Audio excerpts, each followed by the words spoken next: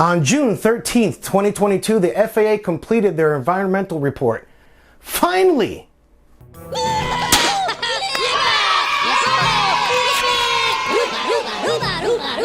People have been waiting for months for this thing. Like I said in my previous video that I did about Starbase update, the FAA already gave approval for Starship. But once they built Super Heavy, they said, whoa, whoa, whoa, we didn't approve for that big of a rocket. The report was 200 pages of shit. But now SpaceX and the FAA and a couple of interest agencies have to come up with an agreement of a few things. About 75 things to be exact, which SpaceX will have to improve on or work on. A few of those things include giving money to help save a species like the ocelot cat. Really? Kitty cats? Because they're so pretty. Hey, if it helps save a species, I'm up for it. It is a cat though. I'm not a big fan of cats. One of the other things that they need to do is install signs of wildlife crossings, which I'm pretty sure SpaceX has the money to buy a couple of those. They also need to build a couple of wildlife viewing areas off Highway 4 to Starbase. The FAA did agree to increase the hours of closures to the highway and beaches for testing, but they still have the agreement for keeping the beaches open on the weekends for the residents. They are only allowed to close the beaches on certain weekends during the winter months. No testing or launches for holidays either.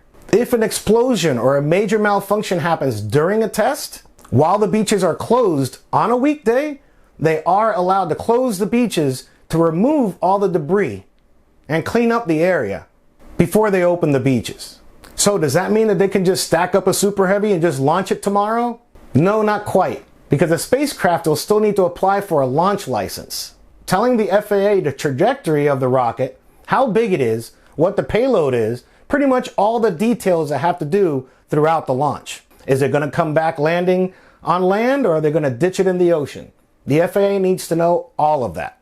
Let me see what else I can remember from the report. Oh, they have to build a wall, which is funny. We're going to build the wall. We have no choice. That was funny. To prevent debris from flying around and hitting other buildings. And they need to tie down their tanks and boosters during all tests. But you know what? They're already doing that. They're going to have to do a lot of things also for the sea turtles, like I said in my other video. Like changing areas that have lights and divert the lights so it can't be seen from the ocean. That way the turtles don't mistake the lights from Starbase to moonlight. If they do that, the turtles could end up going the opposite way of the ocean. I say SpaceX should just spend the money and build like a turtle school and educate the turtles. Okay guys, pay attention. Couldn't this wait till morning? This is what the moon looks like, dude. Go that way. Another thing mentioned is that the roads is getting way too busy over there, affecting the wildlife. And that's totally understandable. I mean, think about it. It's just one road in and out. Thousands of employees daily and tourists and SpaceX fanboys and fangirls are all going down this one road.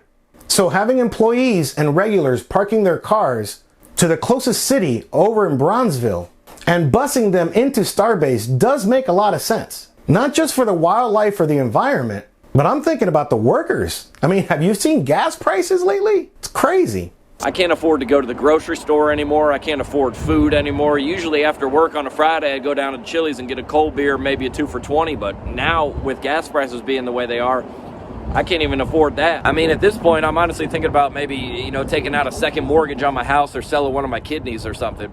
Now, what I hope they do, hear me out, is that they build a new, cool, modern-day spaceport. Almost like a SpaceX Disney complex. Design it to look futuristic. Build like a hovering monorail above the ground with a couple of 3D simulators of simulating launches, with a cool wildlife museum, with even a safari tour that you can take. And why not throw an awesome hotel with a modern day viewing area for rocket launches? You hear me, Elon?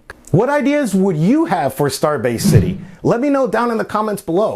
How would you make Starbase like a Kennedy Space Center, a theme park, a tourist attraction? What would you add? So with all this being said, we don't know when the first launch of Super Heavy will be. I still believe that Elon's main focus is to launch from the Cape here in Florida.